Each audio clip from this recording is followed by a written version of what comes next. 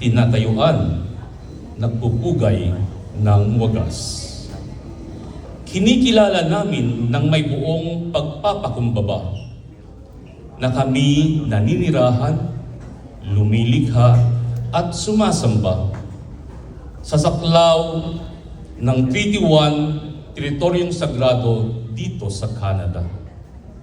Duyan ng Anishinaabe, Cree at Ojibwe na totoo. Kandungan ng Dakota, Dene at Liping ng Punyagi.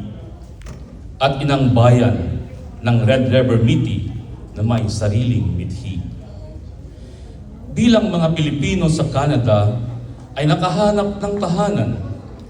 Batid namin ang malalim at patuloy na ugnayan ng mga katutubong mamamayan sa lupang kanilang mahal. Ang kanilang katatagan, kultura at alagang may dangal. Sumasabay sa pintig ng tambol ang tibok ng aming puso. Paggalang ng mga ninunong Pilipino na tumawid sa dako ng malawak na karagatan, naglakbay, nakipagsapalaran upang magtanim ng bagong bukas sa banyagang lupain.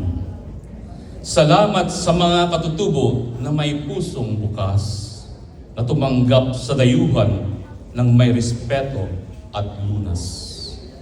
Sa pamamagitan ng musika, sining, kultura at kwentong makulay, ang hibla ng kulturang Pilipino ay aming itutulay. Ipapakita ang lakas ng ating lahi at galing sa masiglang multicultural na lipunang kapiling. Sa diwa ng pagkakaisa, pagkilala at paggalang sa isa't isa. Ang diwa ng Pilipino at ang kasaysayan ng lupa ay uusbong pa. At this point, may I request everyone, those who are able to please stand.